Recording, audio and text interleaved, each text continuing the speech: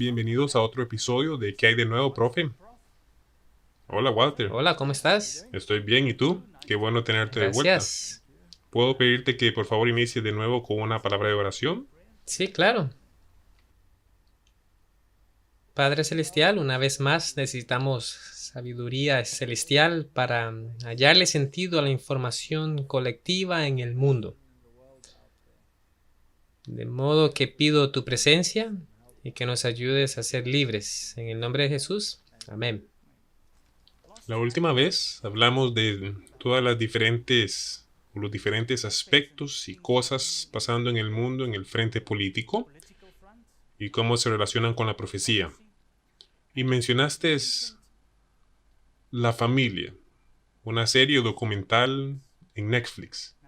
Ahora es interesante que hay un artículo acerca del desayuno de la oración que es organizado por La Familia, la serie. Sí, así es. Lo que es interesante es que Sam Brownback, quien fue escogido como embajador general para la Alianza Internacional de Libertad Religiosa en Estados Unidos, embajada que fue formada justo antes de que Mike Pompeo lo mencionara en julio del año pasado, y ahora ha sido oficialmente formada.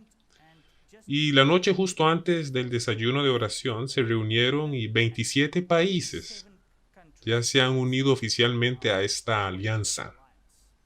Pero también es interesante que Brownback fue a Roma para tener una reunión con una iniciativa de religiones abrámicas, la cual es una coalición de líderes musulmanes, judíos y cristianos. Ahora, el Papa tenía un documento que firmó con el gran imán, el documento de fraternidad humana. Y esta nueva alianza para la libertad religiosa, subraya, dijo que quieren convertirse en las piernas de este documento que firmó el Papa.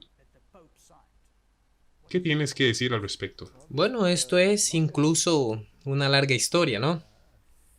Hace unos meses ellos empezaron una organización en los Estados Unidos para combatir la persecución con base en la religión. Y algunos países serían objetivos económicos para poder rectificar algunos de estos problemas. Un país que siempre aparece en este tipo de debates es China, por ejemplo, donde la intolerancia religiosa es bastante alta, y otros países, claro, que son bastante cerrados. Y la filosofía detrás de todo esto realmente es que todos los conflictos o la mayoría de conflictos del mundo tienen fundamentos religiosos. Si pensamos en el terrorismo islámico, eso tiene su fundamento en la yihad y la noción aparente de que los que no son de esa religión son infieles, y por tanto hay que crear una situación donde se tiene lo que se llama libertad religiosa, pero en realidad significa tolerancia religiosa. Entonces, lo que se busca en el mundo es tener un sistema donde hay una llamada tolerancia religiosa total para adorar de acuerdo a la conciencia. Y todas estas religiones deben estar lado a lado, básicamente de acuerdo en que todos tienen el derecho de adorar conforme a su conciencia, lo cual es algo maravilloso, ¿cierto? Suena hermoso. El problema es que una vez que se empieza a introducir eso, hay que mantener el conflicto al mínimo. ¿Qué causa el conflicto? Incitar al odio causa conflicto. ¿Qué puede considerarse incitar al odio? ¿Y qué puede ser considerado un agente del conflicto? Lo que eso es, por supuesto, es que alguien te diga que perteneces a la religión equivocada o que tu religión es falsa. Eso ataca a tu derecho humano a estar totalmente feliz en el pequeño mundito en el que vives. Y eso incluye tu religión también. Entonces, si podemos crear conflictos, pensando en términos de dialéctica hegeliana, si podemos crear conflictos entre todas las supuestas áreas de conflicto hasta llegar a un punto donde sea intolerable, entonces la gente finalmente acordará en decir, ya no hablemos más de eso. Eso lo puedes hacer en cualquier nivel, lo puedes hacer a nivel de raza, puedes juzgar la carta de la raza y tener tanto conflicto entre las razas que al final dices, ya no hay más de esta raza y otra raza, todos somos uno y no hay diferencias entre las razas, lo cual es estupendo, no tengo problema con eso, pero cuando se trata de religión es algo distinto. Porque, ¿qué pasa si tienes una comisión? Justo como los yihadistas, que creen que tienen una comisión de Alá para convertir a todos los infieles o no creyentes en creyentes del modo que sea. Esa era su misión y eran llamados fundamentalistas. Ahora, un fundamentalista es realmente alguien que cree en las enseñanzas literales de la palabra. Eso es lo que es un fundamentalista en realidad. Entonces, vemos que se ha torcido al decir que un fundamentalista es alguien que forzadamente intenta introducir su religión, pero eso no es la definición más de lo que el mundo piensa en realidad. Entonces, ahora tenemos estos distintos grupos y el grupo que causa esos problemas es atacado y tenemos tantos conflictos y guerras y finalmente la gente está tan destrozada que llega al punto en que dice suficiente. Todos viviremos lado a lado o no viviremos en absoluto. ¿Ok? Ahora, ¿qué pasa si el grupo cristiano dice eventualmente, tienes que creer en esto? No hay otra manera de ser salvo que de esta manera en específico, porque no hay otro nombre bajo el cielo dado a los hombres en que podamos ser salvos excepto en Jesús, el Cristo. Ahora, eso podría ser considerado una afrenta para cualquiera de las otras religiones, o será considerado como una afrenta. Entonces, la libertad religiosa, en el sentido de vivir lado a lado en un ambiente libre de conflicto, debe necesariamente restringir tu libertad de expresión en términos de lo que crees también. Proselitismo. No tienes permitido decir a otros lo que quieres, de modo que ciertas legislaciones que ya han sido introducidas, ¿no? Por ejemplo, en Rusia no puedes tener una casa iglesia que predique ciertas cosas. El único lugar en el que puedes vivir tu religión de acuerdo a la ley es tu casa de adoración, es decir, tu iglesia. Ahí se puede hablar de lo que crees. Pero si perteneces a otra iglesia, entonces en esa iglesia puedes hablar de lo que crees, pero no puedes decirles a otros fuera de ese contexto lo que tú crees, porque entonces estás generando conflicto. Entonces hacia eso nos dirigimos, ¿no? Lo que es interesante es que el Papa dijo recientemente que a uno no le está permitido o no debiera evangelizar. Claro, no deberías. Simplemente debes aceptar a la persona y de dónde viene. Y todo lo que has venido diciendo, en realidad el Papa mismo lo confirma desde el punto de vista del catolicismo romano. Y ahora han empezado. Primero estaban apuntándoles a aquellos que estaban deliberadamente persiguiendo ideologías de cualquier naturaleza que fuera contrarias a lo aceptado. China es un gran ejemplo. Allí dicen en China que todas las religiones pueden existir siempre y cuando no contradigan la gran agenda comunista y que no les reste reverencia al régimen comunista. Y ahora han empezado de nuevo, principalmente con los musulmanes. Y muchos musulmanes fueron reunidos en China, puestos en campos de concentración, algo que los chinos niegan, que no eran campos de concentración, sino campos de reeducación. Oh, sí, cómo no. Lo que sea que signifique, ¿no? Campos de reeducación. Entonces se generó mucha simpatía por esta intolerancia religiosa. Y hubo asuntos como los de las barbas, por ejemplo. Los musulmanes chinos generalmente no tienen barba porque usualmente se asocian con su religión. Y dicen que no es por presión o por esto o lo otro, pero obviamente sí lo es. ¿No es así? ¿No crees tú? Y luego, pues por supuesto, los cristianos. Los cristianos son tremendamente atacados y es así como en los días de los regímenes totalitarios que habían espías en todas partes. Uno no podía hablar, uno era arrestado si decía ciertas cosas. Y muchas personas han sido arrestadas en China. Tú tienes algo de información al respecto, ¿no? Es tan grave en China que recientemente un pastor y algunos otros de su congregación fueron arrestados y el pastor obtuvo 5 años de prisión solo por repartir libros y dar sermones a su propia congregación, también material evangelístico. Entonces así de mal están las cosas en este momento en China.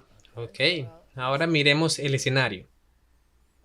El mundo no puede tener paz, a no ser que todas estas religiones vengan y se sienten lado a lado.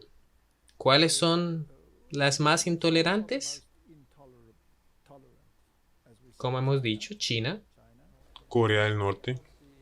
Entonces muchos de los países musulmanes, también Corea del Norte, como acabas de mencionar, estos lugares no están abiertos a otras religiones y tenemos muchos países musulmanes. Sí, en África está Nigeria, por ejemplo.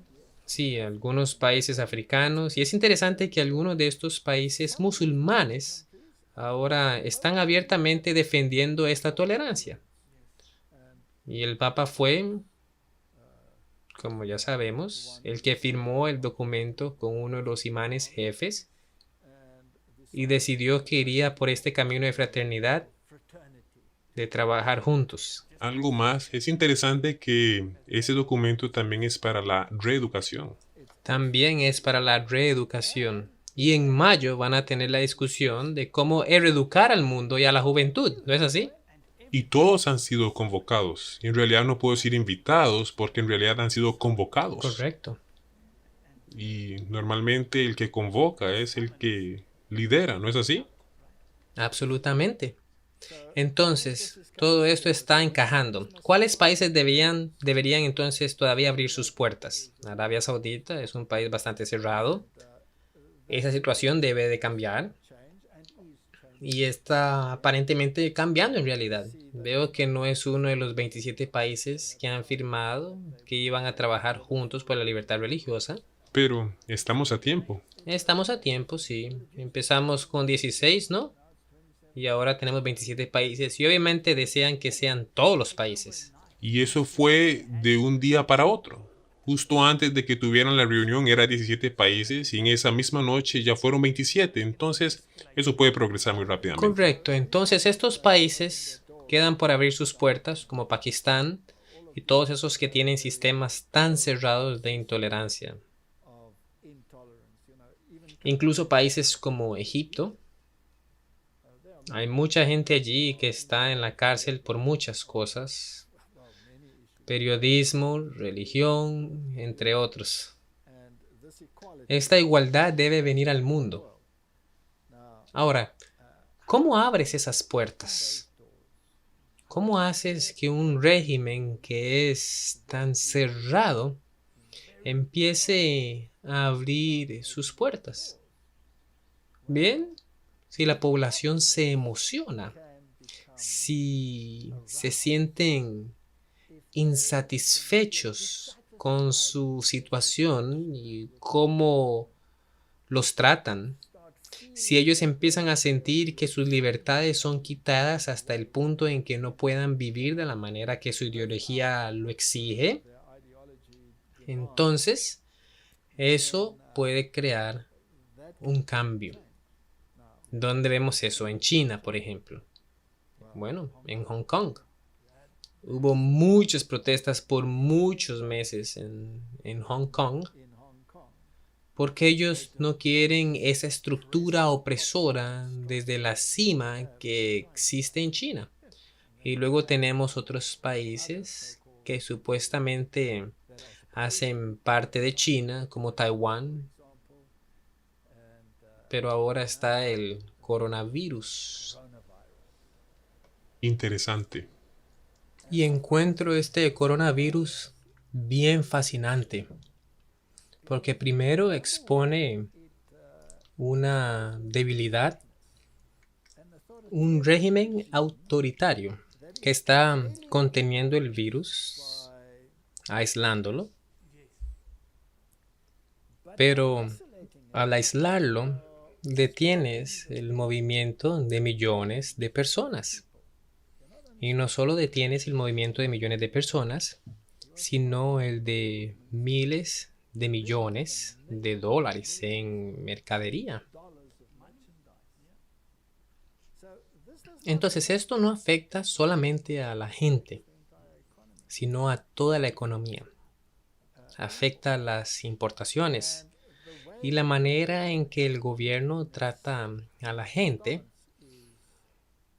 está llevando a la insatisfacción. No sé cuántos videos he recibido de chinos increíblemente enojados por haberles quitado sus libertades. Están estrangulados, ya no pueden vivir bajo esas circunstancias y eso está causando una presión tremenda. Me pregunto si esto es parte de una agenda o no. No quiero ser etiquetado como conspirador, pero creo que es un poco tarde para eso ya. Yeah, that's true, but you don't have Sí, y eso es cierto, pero no tienes que ser etiquetado por pensar esto, pues hay un artículo ahora donde China está culpando a Estados Unidos por el coronavirus. Así Y es. no ha habido otras especulaciones también. Los chinos han negado que sea sintetizado. Así Si lo es. niegan, entonces, ¿por qué culpan a los Estados Unidos? Y hay tantos artículos ahora que, bueno, que tú me mostraste, que Asterix y Obelix Así es, cierto. tienen un antagonista al que deben vencer, Un enmascarado. un enmascarado. ¿Puedes explicar un poco más? Claro, en el 2017 sacaron una caricatura de los juegos y estaba el gran líder, el César, proclamando los juegos y el gran héroe supuestamente era de Roma y su nombre era Coronavirus. Y eso fue en el 2017 cuando no se hablaba de esto, ¿cierto? Coronavirus. Y es interesante que en su carroza tenía un secuaz que también estaba ayudando con las riendas y el nombre de esta persona era Bacillus. Y un bacillus es una bacteria, ¿verdad? Entonces es fascinante que tuvieran estas cosas. Para mí personalmente, que fuera el campeón de Roma, es algo más que interesante. Aunque no quiero entrar en conspiraciones, claro está. A veces pienso que la historia es planeada de antemano. Bueno, ellos de verdad que dicen que todos los caminos llevan a Roma, entonces tal vez todas las demás cosas también llevan a Roma. Sí, porque parece que todo termina en Roma eventualmente. Y todos estos líderes van a ir a Roma. Eso es lo que me parece interesante. Todo esto es lo que has hablado, sea los políticos en Estados Unidos, los republicanos o demócratas, sea del coronavirus, si uno indaga más y más siempre llega a algo romano, Alguna influencia romana. influencia romana. ¿Sabes qué? Creo que, y esto es mi opinión personal, es mucha escama para crear una canalización de pensamiento. ¿Sabes? Si lo aislías en un país cerrado en algún lugar como China, no nos afecta a nosotros directamente, es algo que está pasando por allá, ¿cierto? Pero la siembra de pánico, está esparciéndose por el mundo y la gente está en los barcos y no se pueden bajar y hay gente muriendo, cientos de miles. Leí algunos porcentajes donde la tasa de mortalidad del coronavirus está cerca del 2.3%, de manera natural, sin ningún tratamiento. Entonces, 2.3%, la tasa de mortalidad de una gripe normal es mucho menor que eso, pero como la gripe golpea a todo el mundo, la tasa de mortalidad de una gripe normal es muchísima mayor por el número de personas involucradas que en el caso del coronavirus. Entonces está matando mucho menos gente que la gripe normal hasta el momento, en términos generales. También puede terminarse abruptamente y ese miedo desvanecerse, pero ¿cuáles serían las consecuencias? Claramente la economía recibió un gran golpe, las exportaciones recibieron un golpe, y pues por ejemplo los granjeros en todas estas zonas en cuarentena y en estas ciudades que han sido cerradas tienen granjas avícolas enormes y ahora están ahí atascados con todos esos pollos. ¿Qué van a hacer con ellos? No pueden exportarlos porque a los camiones y trenes que venían a llevárselos ya no se les permite. Entonces lo único que les queda es matarlos a todos. Y están matando a millones y millones y millones de animales. Y sin los medios para crear una economía sostenible, en otras palabras, estamos hablando de una escasez de alimentos masiva. Y debido al mercado de exportaciones, eso alcanzará todo el mundo. Y me parece fascinante que no solo hubo predicciones con respecto a este coronavirus. Supuestamente los científicos escribieron libros hace años prediciendo que eso sucedería, sino que hubo inclusive también predicciones con respecto a la fecha, la cual es el 2020. Eso es solo un lado del problema. El otro problema es la respuesta de los gobiernos. Me parece fascinante que en Estados Unidos los medios o las noticias de la media están diciendo, o algunos de la media están diciendo que esto fue sacado de toda proporción. Pues básicamente la mayoría de gente que coge el virus se recupera en casa estando solos. Y mucha más gente ha muerto por la gripe normal, como ya discutimos previamente. ¿Y por qué hay semejante respuesta tan dramática? La derecha culpa a la izquierda por las actitudes alarmistas. Lo que me parece más interesante es la reacción de Italia, por ejemplo, poniendo en cuarentena a 46 millones de personas, cierre de ciudades, cierre de la mitad económica del mundo, Milán, Venecia y otras áreas, diciéndoles que solo pueden comprar en los centros comerciales entre semana.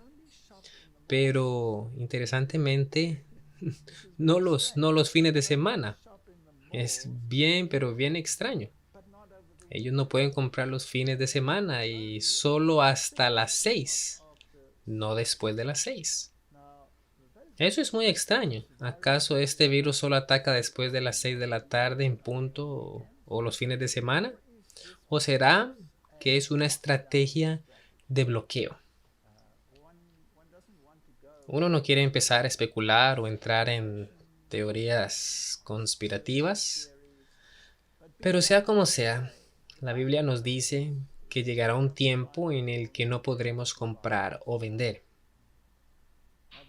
Eso puede que no sea solo por no tener dinero para comprar o vender, o porque tu cuenta bancaria está o fue congelada. Podría ser porque los estantes estén vacíos. Las ciudades son ollas de todo lo que es malo. Así como en los días de Noé, así serán los días de la venida del Hijo del Hombre. Y tenemos ejemplos de lo que pasó con ciudades como Sodoma y Gomorra. La Biblia dice que la tierra se desgastará como un trapo y que sus habitantes morirán como moscas. Es tan fácil poner a alguien en cuarentena en una ciudad. Si uno toma las ciudades del mundo y se cortan las rutas principales, en minutos hay un bloqueo. Y no eres capaz de comprar o vender y eres completamente controlado por el gobierno. Lo que también es fascinante es que estaban diciendo que no habían patrullas en estos bloqueos. ¿Qué hacen las autoridades para imponer tales bloqueos?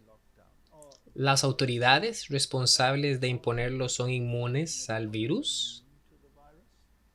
¿Una chaqueta plástica los protege del virus y a nadie más?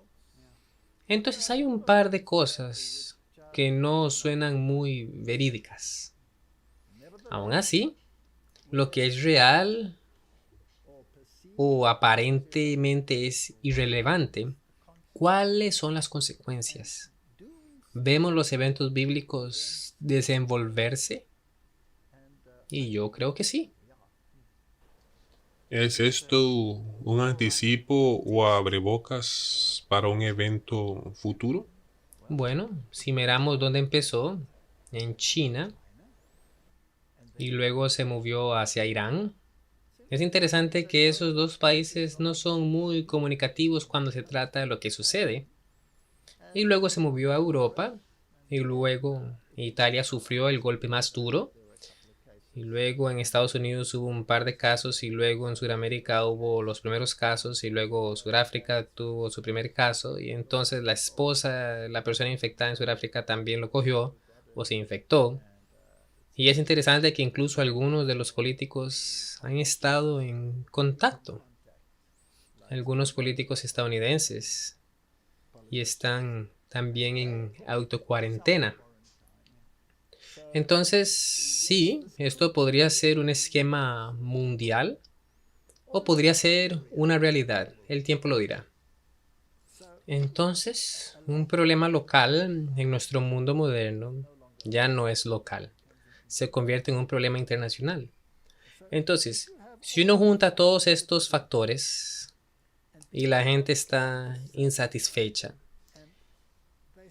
y empiezan a abrirse, ahora, ¿no dice la Biblia que el mensaje debe ir a todo el mundo? ¿Puede un virus abrir las puertas para el evangelio? Sí. Si hay suficiente insatisfacción, puede abrir las puertas al evangelio. Entonces el virus, en ese sentido, podría ser divino o de origen divino. También podría ser una estrategia planeada legítimamente. No importa, en términos de la profecía, no importa quién lo hizo. Lo que importa es el resultado. Esto abriría las puertas, entonces, pues la gente se dará cuenta de que ya no puede vivir aislada, pues el mundo no es un lugar aislado. Y si uno quiere ser parte de esta comunidad internacional, entonces así como esos 27 países que se convertirán en 30, 40, 50, 100, 190, hasta que todos los países,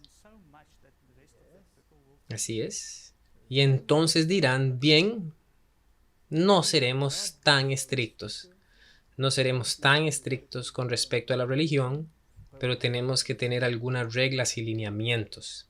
¿Dónde es que están construyendo la estructura aquella? En los Emiratos Árabes Unidos, la Alianza de Religiones Abrahámicas. A eso es lo que Sam Brownback asistió a Roma. Ellos están construyendo una sinagoga, una mezquita y una iglesia. Juntas, Juntas. en el mismo sitio. Sí, en el mismo sitio y están construyendo un jardín comunal en el medio. Ajá. Entonces el jardín es el terreno en común. El terreno en común, exacto. Entonces pueden adorar en su manera, pero luego van al medio para socializar.